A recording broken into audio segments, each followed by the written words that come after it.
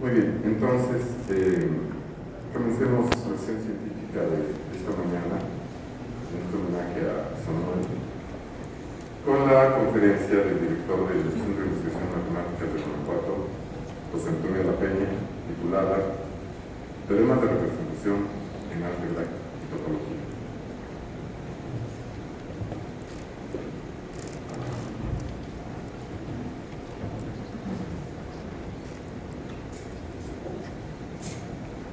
Gracias, buenos días.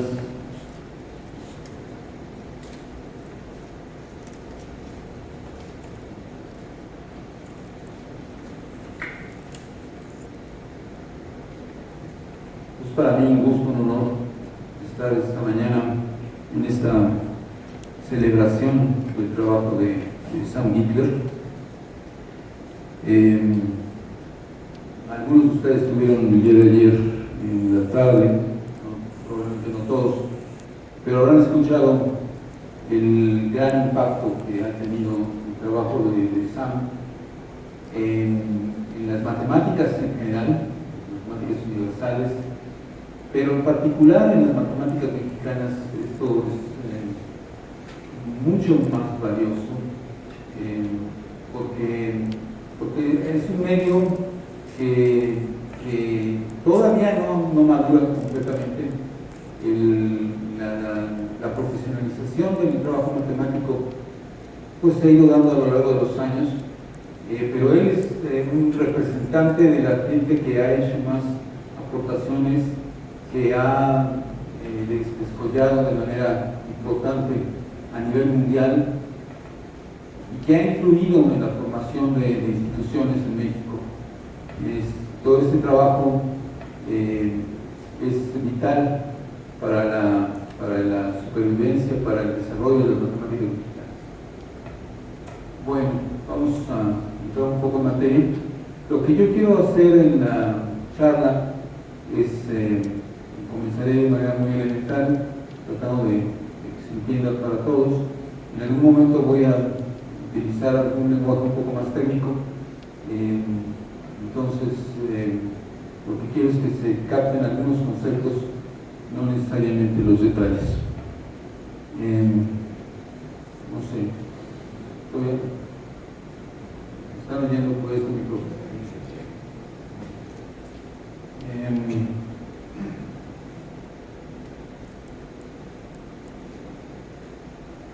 El espacio euclidiano, el espacio donde vivimos, de alguna manera nos es familiar, lo podemos pensar, pues podemos pensar que la línea recta es toda infinita hacia los dos lados, como una línea aquí.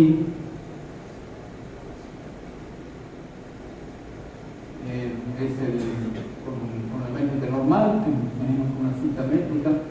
Luego tenemos el plano, las dos dimensiones, que podemos pensar que es como el piso de ese salón, si lo prolongamos indefinidamente hacia todos lados, y eso es como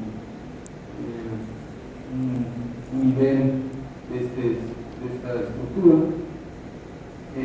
Y el espacio euclidiano de tres dimensiones, efectivamente, pues son como cubos, puestos unos a continuación de otros, de tal manera que llenan el espacio. Y lo que estamos haciendo es medir con la métrica ordinaria, simplemente tomar una cinta métrica y medir. Y allí las distancias entre un punto y otro en el espacio, de cualquier lugar en el espacio, los lugares en el espacio, se mide de esta manera. ¿Sí? Entonces, esta expresión, la raíz cuadrada de la suma de las distancias entre las coordenadas al cuadrado, pues le suena a uno que es como el teorema de Pitágoras. Y en efecto, el teorema de Pitágoras es una consecuencia de los axiomas de Euclides. Los axiomas de Euclides son los postulados que Euclides en la época de la Grecia clásica enumeró como los principios básicos para construir la geometría euclidiana. Y el espacio euclidiano es precisamente el espacio que tiene las características que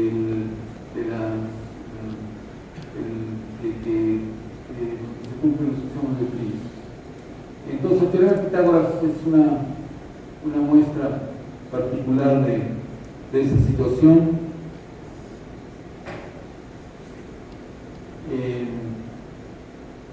Pero no todos pero podemos pensar en espacios donde comienza a haber problemas, donde las cosas comienzan a ser. Uno de los axiomas de Euclides lo que dice es que si tienen dos rectas paralelas como estos rieles aquí, nunca se tocan, ¿sí?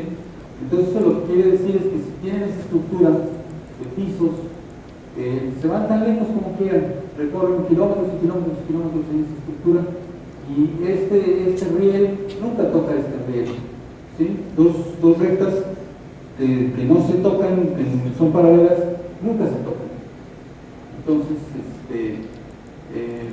pues esa es una propiedad que tiene la construcción euclidiana del espacio. Pero si ustedes ven los rieles de un ferrocarril, los rieles de un tren, saben bien que si recorren y se van más lejos, los rieles no se tocan porque el tren tiene el mismo ancho en todos lados, entonces no se tocan. Sin embargo, cuando lo ven las vías del ferrocarril, pues en realidad sí ven que se tocan. La realidad es que aquí, en el punto ya no distinguen, y para todos los fines visuales, sí se tocan. Entonces, cuando tienen los rieles que van y la distancia entre los rieles es la misma, sin embargo, parece ser que el señor, por ejemplo, va disminuyendo su tamaño, de tal manera que al final, pues sí se tocan los límites. Pero esto, uno puede decir, pues, es una ilusión óptica, pero lo podemos formalizar. En efecto, no se tocan, pero podemos decir en el infinito, cuando me alejo suficiente, yo veo que se tocan.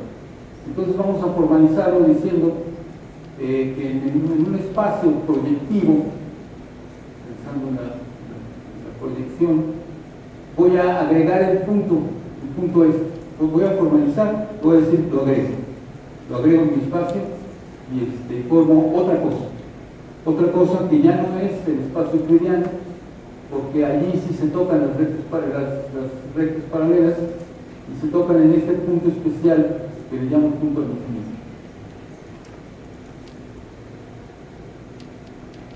Bueno, esto lo podemos pensar, por ejemplo, utilizar para dibujar, ¿verdad? Si tengo una figura como este caballo y lo estoy viendo, puedo imaginar que los rayos de luz en realidad vienen del papel hacia el ojo, pero pues uno lo piensa como si el ojo emanara rayos de luz. En cualquier caso, con cualquier plano se intersectan las líneas que convergen el ojo en un solo punto, cada línea determina un solo punto, y esa es la proyección de este dibujo en este plano. Entonces, esto me sirve para dibujar la perspectiva de este caballo en este plano, la proyección, pero además, si pienso en el espacio donde yo identifico toda esta línea, lo que estoy haciendo es decir, esta dirección la identifico, lo que estoy añadiendo es el punto. Entonces, en el espacio colectivo asociado a este problema, de esta situación, estoy agregando el punto infinito. Esto, pensando en que lo utilizo para la visualización de dibujos, los artistas lo entendieron correctamente en la época, en los años 1600 y pico. Si ven cuadros anteriores al 1600, la gente, los pintores no entendían cómo pintar la perspectiva. Durero fue el autor de este cuadro que se llama Fue uno de los primeros en entender las cosas, la perspectiva en la pintura. En un viaje que hizo a Italia, estuvo trabajando con pintores italianos y bueno, entre unos y otros comprendieron a fondo la perspectiva. Y en un cuadro como este tiene en realidad muchos puntos de fuga, es decir, muchos puntos al infinito desde los cuales pueden ver proyecciones, no solo uno, sino hay tres, creo.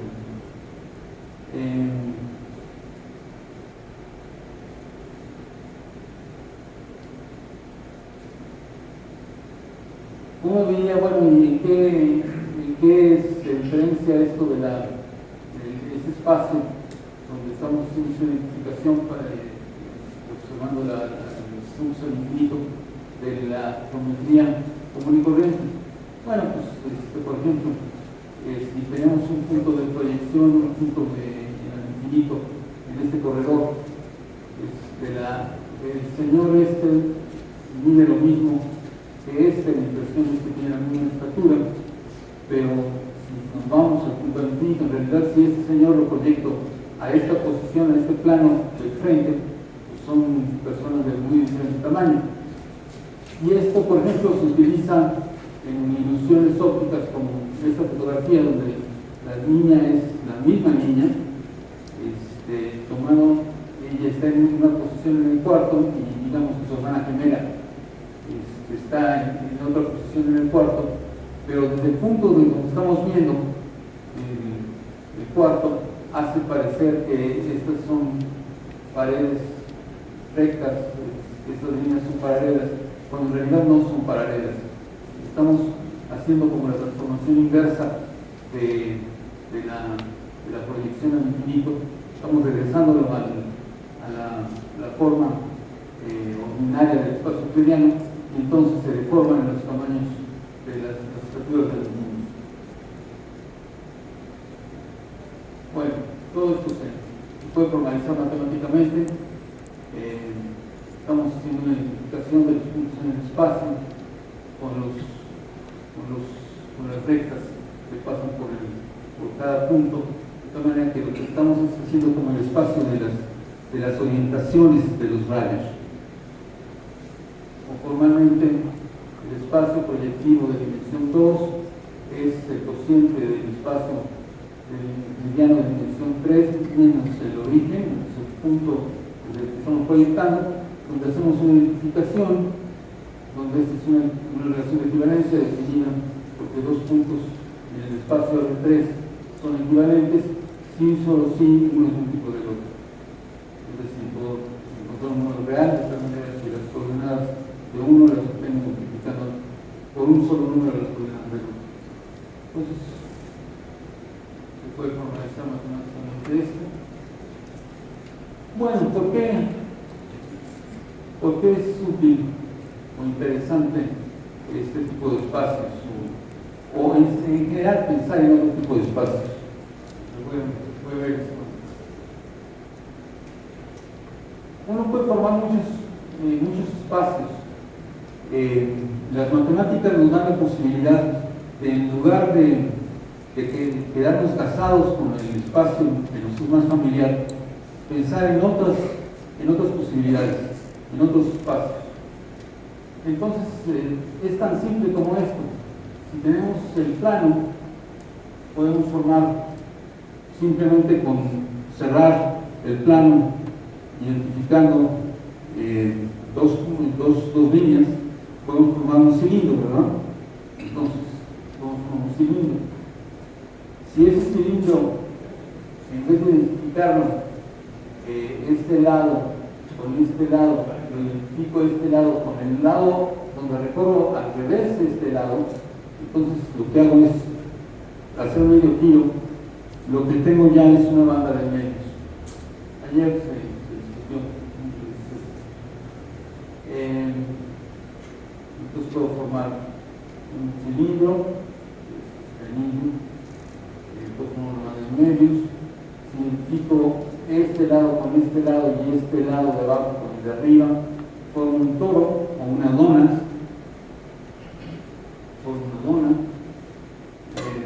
si torcemos en la identificación de la dona la identificación de dos lados, tomamos de Klein, y si torcemos de otra manera, de manera cíclica, los dados del cuadrado para identificar, tomamos un plano proyectivo.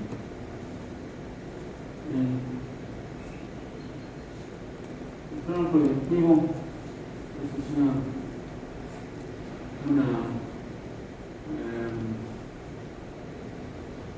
una representación plana de lo que se debe ver en el espacio, pero en realidad no lo podemos sumergir en el espacio, no podemos sumergirlo sin que se corte a sí mismo, tiene puntos que se llaman singulares, donde la superficie se va a cortar a sí mismo.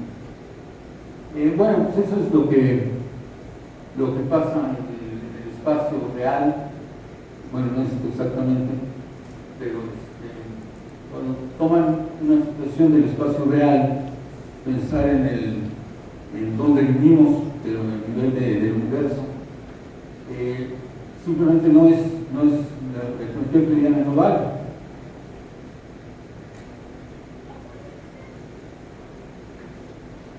¿Cómo sabemos que no vale? Pues porque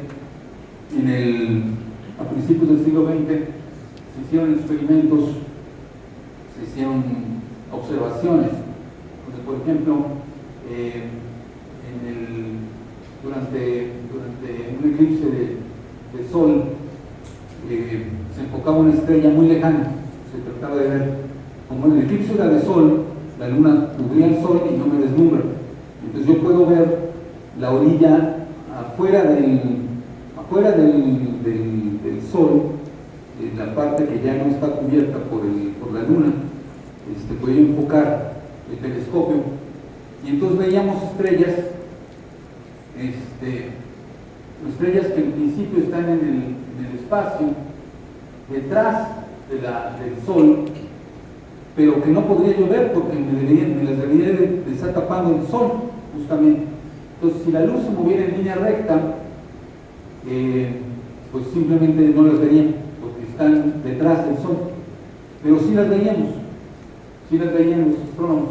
¿Por qué? Porque la presencia del sol, o en este caso la Tierra, cualquier cuerpo con cierta masa, curva el espacio. Entonces viene la luz aquí y se curva dependiendo del tamaño de la masa del cuerpo detrás del que pasa, de tal manera que sí vemos. Entonces el espacio tiene curvatura, tiene pues deformidades, por decir algo, con la presencia de las masas. Entonces simplemente ese espacio no es euclidiano, no va en los sistemas de Euclides. Y entonces se ha encontrado descripción de esos espacios en la geometría se llama Riemanniana, en fin. Entonces uno puede estudiar otro tipo de espacios, espacios más complicados que son mundos. ¿Y qué tipo de problemas enfrenta la topología cuando esté estudiando este tipo de espacios? Pues en primer lugar, problemas que han sido muy importantes pueden ser el problema de la inmersión. Uno puede pensar, construir un espacio topológico, un espacio proyectivo real como no lo puedo sumergir, no lo puedo meter en el espacio común y corriente de 3 dimensiones, entonces lo puedo meter en otro espacio de 4 dimensiones, de 5 dimensiones, de cuántas dimensiones, lo mínimo que puedo meterlo. Por ejemplo, más elemental, un espacio como el anillo, el cilindro, lo puedo meter en el plano, pues lo puedo meter en el plano si lo produzco así, pero por ejemplo la dona la puedo meter dentro del plano, pues no hay manera de que la lona pueda meter dentro de un plano. ¿La puedo meter en una esfera? ¿La puedo meter dentro de una esfera? Pues uno se puede imaginar que tengo una esfera aquí, pero no es la forma del todo. Entonces, ¿cómo hago para diferenciar unos espacios con otros? Entonces tenemos varias maneras de pensar esto. Podemos pensar el problema de inversión o podemos hacer topología algebraica. Antes de pasar a la topología algebraica, quiero decir que Sam Butler trabajó de manera importante en los problemas de inversión de espacios proyectivos en espacios reales. Este tipo de problema fue muy popular, importante en los años 60. Los primeros resultados son de Whitney, que es un topólogo muy famoso en los años 40. José Adam y Samuel Butler publicaron en 63 un resultado importante que caracteriza ciertas clases de espacios y da ciertas condiciones de inversión, lo cual resuelve, por ejemplo, el caso de que el espacio proyectivo de dimensión 31 se puede sumergir en el espacio real de dimensión 53, pero no menos. En fin, hay una serie de matemáticos importantes, Milgram, que trabajaron en problemas como este, y simplemente quisiera yo mencionar problemas como los que publicaron Adam y Hitler en los años 60 en el Boletín de la Asociación Matemática Mexicana, una revista mexicana. Según la prescripción de Donald Davis, que lo tenemos aquí,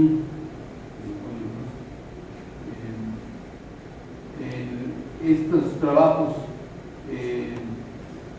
fueron impulsados de manera muy particular por Sam Butler, y todavía en el día de hoy se considera que trabajos acerca de estos proyectivos, un buen lugar para publicarlos es el Boletín de la Asociación Matemática Mexicana. Quiero mencionar en ese sentido que hay el resultado probablemente más famoso que está publicado en el Boletín de la Asociación Matemática Mexicana a lo largo de la historia es un teorema de Kalman. El teorema de los filtros de Kalman está publicado en el boletín. Es un teorema que es central para la ingeniería, para la física. Es un teorema realmente profundo e importante. A Kalman lo entrevistan muchos años después de lo que publicó el boletín de la Asociación Matemática Mexicana, porque estuvo en un congreso en México y publica en la revista.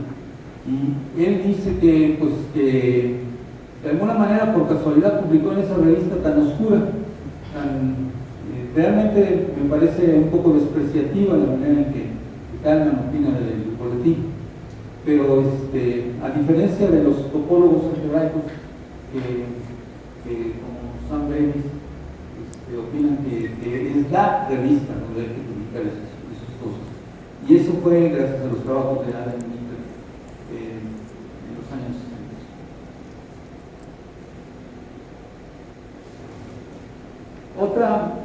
Otra manera de diferenciar los espacios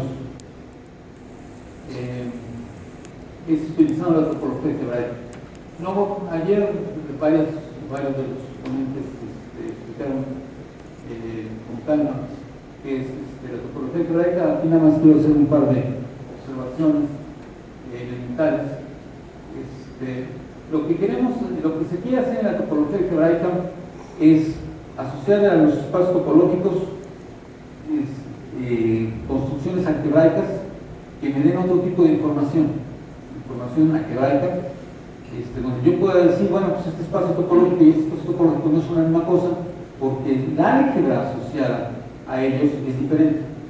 Entonces, ¿qué tipo de construcciones se hacen? Entonces, por ejemplo, uno dice, topología, si tengo esta curva, la puedo deformar en esta curva continuamente, Esta curva la voy cambiando poquito a poco aquí hasta que llego a esto. La voy deformando continuamente, lo que intuitivamente piensan que es continuo, y llego a esa curva. Entonces digo que estas dos curvas son homotópicas en el espacio. Y en cualquier espacio yo puedo definir ese concepto de cuando dos curvas o dos figuras que quiera yo son homotópicas o no. Entonces, por ejemplo, pensemos en el toro, la dona. Tengo la dona. Tengo la dona. Pongo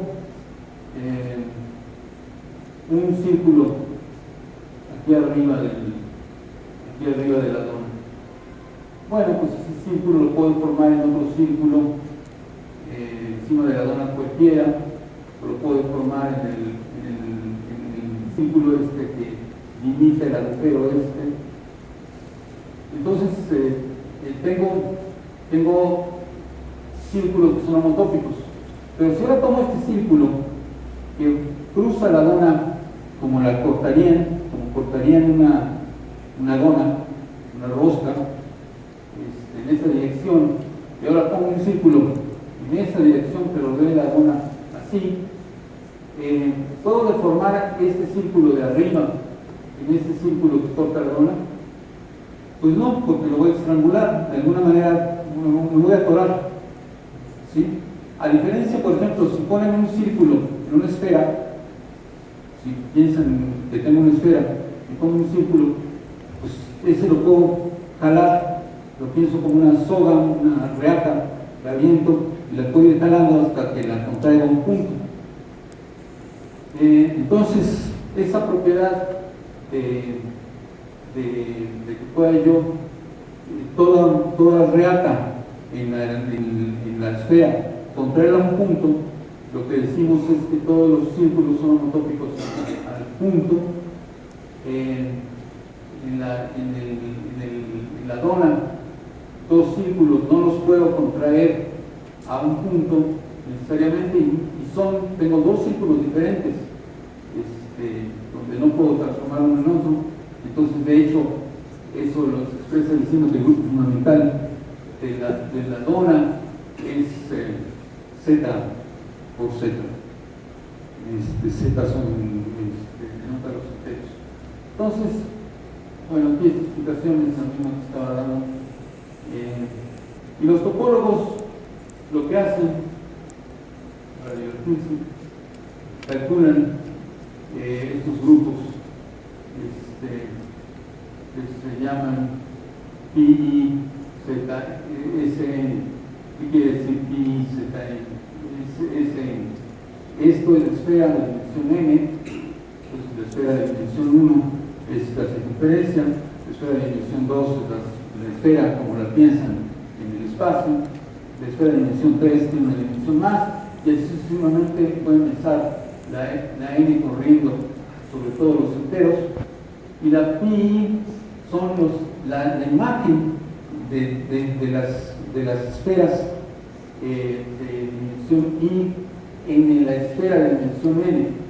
Entonces, por ejemplo, la esfera de dimensión 1 en la esfera de dimensión 2, todas las circunferencias las puedo contraer en un punto.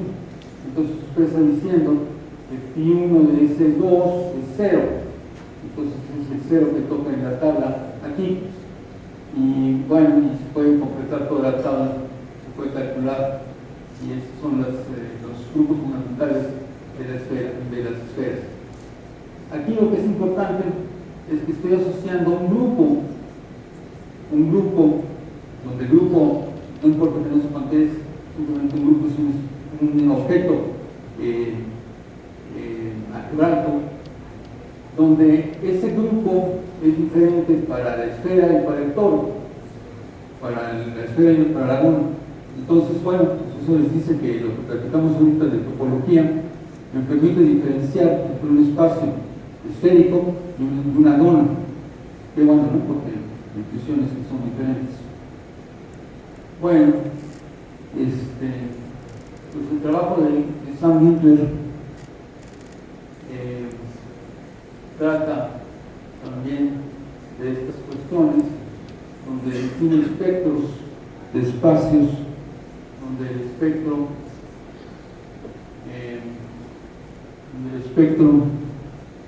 si tiene una sucesión, puede decirlo muy rápidamente, no voy a entender, porque no soy muy preciso. Son sucesiones de espacios donde tienen además mapeos de la suspensión asociada al espacio enésimo y el espacio n más 1, y tienen morfismos, morfismos de los complejos esos. Eso lo que me permite es dar una sucesión de espacios que se llaman espectros. Entonces, Ed Brown y Sam Gitter definieron cierto espectro en particular, que es conocido como Brown-Gitter, donde nos dicen Jesús González y Arturo Percy bueno, esto lo tomo textualmente de un escrito de ellos. En 1983, George White publicó un estudio sobre los artículos más influyentes de la teoría de la ontología, que es esta rama de la topología. Y ahí el artículo de Brown y Gitter aparece como uno de los momentos más recurrentes de la teoría de la ontología de la década de los 80, de los 60. Pero es uno de los 100 artículos más importantes de topología hebraica del siglo XX. Esto lo que permite el espectro la información que les da es que existen ciertos espacios que tienen ciertas estructuras algebraicas asociadas, ciertas estructuras algebraicas que resultan ser cocientes de álgebras de estímulos, que para cualquier espacio ustedes pueden construir, pueden calcular, y si no en esas dimensiones no corresponden a la información que tiene el espectro de Brown y Gitter, pues simplemente no podrían sumergir un espacio en otro.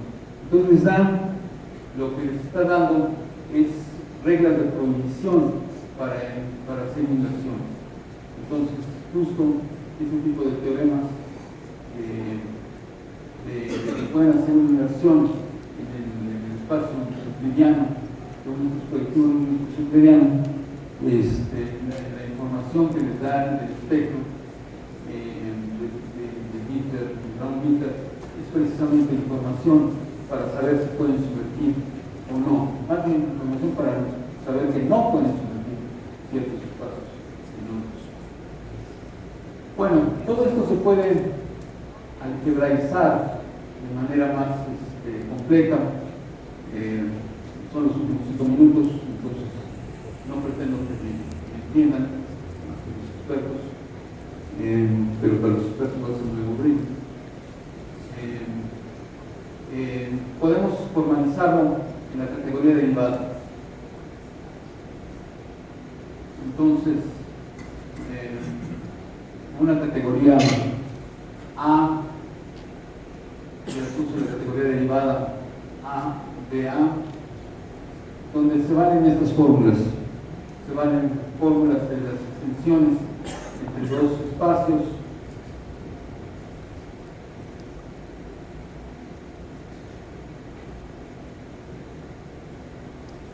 El X1 son extensiones entre dos espacios.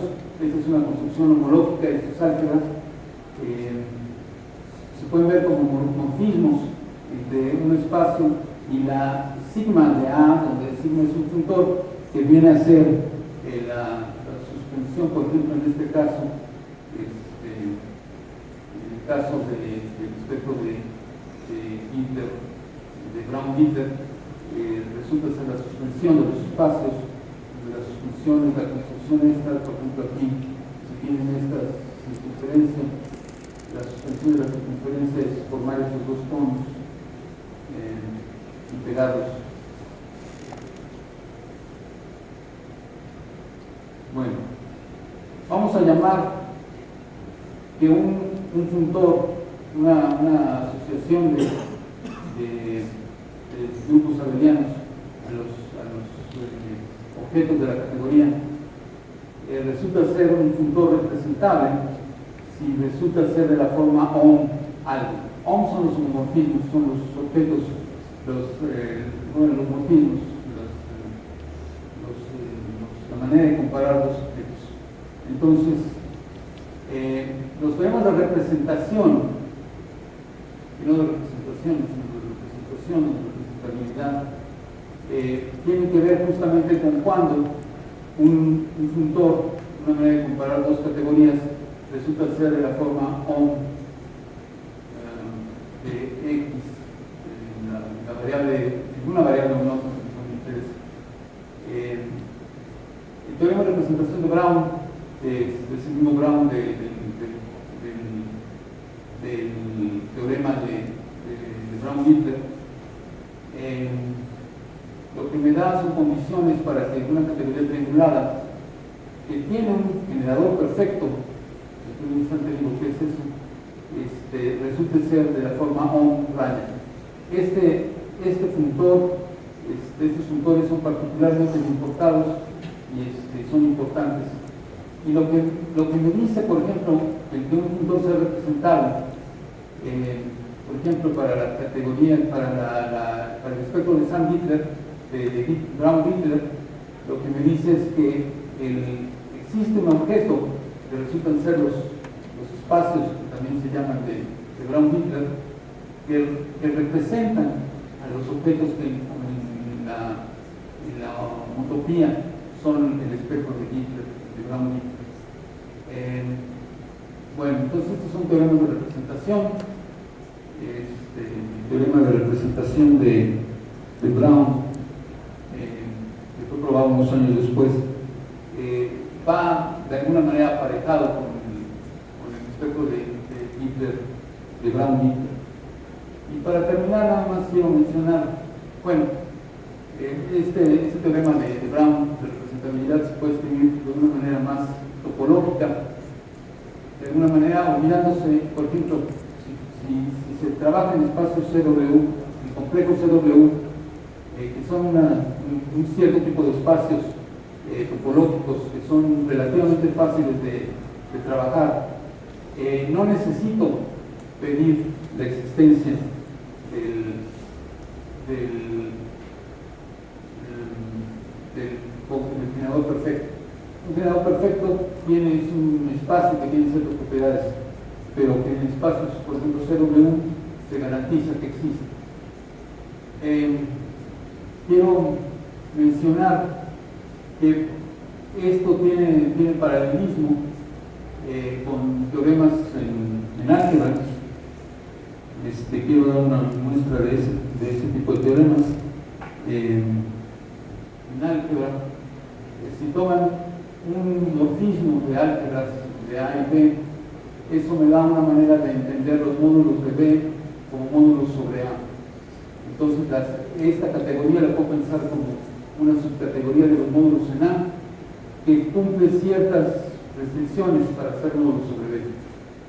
Entonces, de hecho, existe cierta dirección entre ciertos morfismos que salen de A y llegan a algún espacio y subcategorías de la categoría de módulos. ¿Qué subcategorías son las que vamos a observar en la categoría de módulos? Las categorías que resultan ser cerradas bajo formación de objetos isomorfos, kernels o kernels, productos y coproductos. No me interesa exactamente qué quiere decir cada cosa de estas, pero estas son las construcciones importantes categóricas. La formación de objetos isomorfos, los núcleos de morfismos, los conúcleos de morfismos, los productos de espacios, los coproductos de espacios. Esas son las construcciones categóricas. Entonces los subcategorías de esta categoría de módulos sobre un álgebra que cumple esas condiciones, vamos a llamarla Fully-Sack. Y en los años 80 publiqué junto con Pepe Gabriel, Peter Gabriel,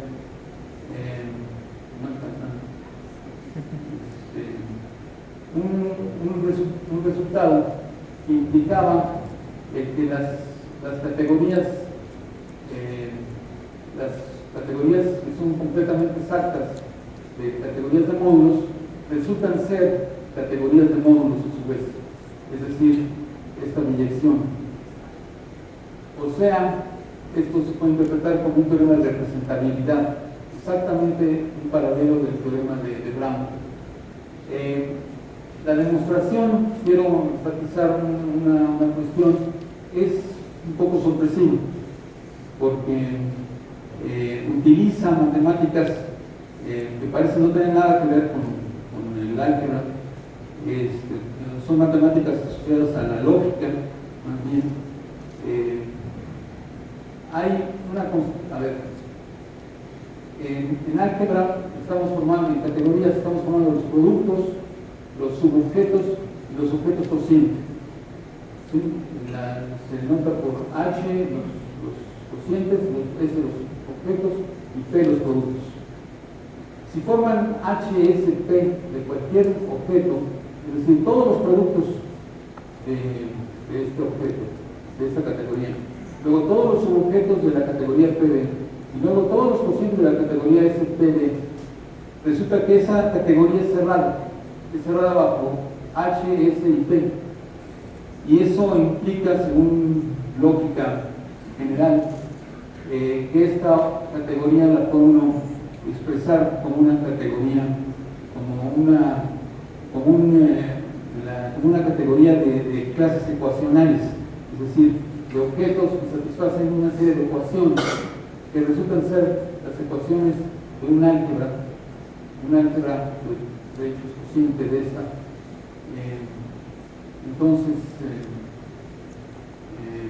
el resultado lo que dice es que estas categorías las puedo representar por medio del OM de esta álgebra, y es precisamente un equivalente un poco más general que el teorema de Brown, porque no estoy suponiendo la existencia de objetos generadores, ni como en el caso clásico de Brown, que los complejos son cero de complejos.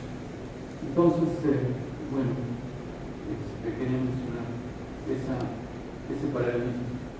Y bueno, para terminar, quiero insistir en el papel que San Hitler ha jugado en el desarrollo de las matemáticas mexicanas, en la influencia que ha tenido en muchos de nosotros, algunos porque han trabajado con él, otros porque hemos visto la importancia de su trabajo, y pues eso siempre lo anima a uno, lo motiva a uno a tratar de hacer cosas importantes. Pues muchas gracias.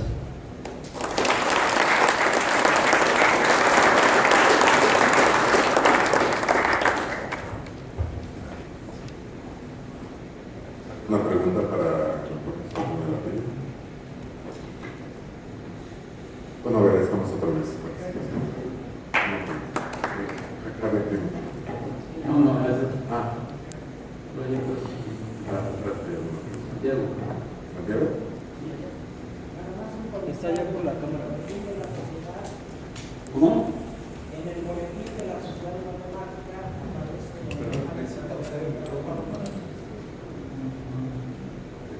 Que en el boletín de la Sociedad En el boletín de Matemática. la Sociedad Matemática aparece, ¿se oye? Sí. Aparece un artículo de René Tom donde enuncia y demuestra su teorema de transversalidad. Sí. Y no nos ponemos de acuerdo con esto. ¿Cuál es el más importante? Sí, lo que dije que de Carmen. Tendremos que discutir cuál. Ese artículo es tan importante que ya necesitas, que ya es parte del subconsciente de todo el De Carmen también. Sí. No, en esos años hay en México una serie de eventos y visitas de matemáticos que realmente es una etapa única en la historia de las matemáticas mexicanas, y muchas cosas quedan publicadas en el boletín. Una pregunta. ¿Y esto habrá tenido que ver en parte todavía en esa época con Letchitz? Yo creo que Letchitz, Porque ambos temas suenan no tan lejanos de Letchitz. no son tan lejanos. Letchitz comienza a venir a México en 44, ¿cierto? Y se mantiene viniendo durante 30 años. Las últimas visitas a las sociedades sin escala. Y la influencia de Letchitz es múltiple porque él es el que promueve que Allen vaya primero, luego Hitler, y luego muchos otros matemáticos, Kravitz, a Princeton, gente, Alberto, Santiago, hay como 10 doctores en matemáticas, Torres, Abraham, sí, como 10 doctores en matemáticas mexicanos que se forman en esos alrededor de los años que Letchitz en México. Nada más. Muy bien, pues agradecemos a José Antonio otra vez.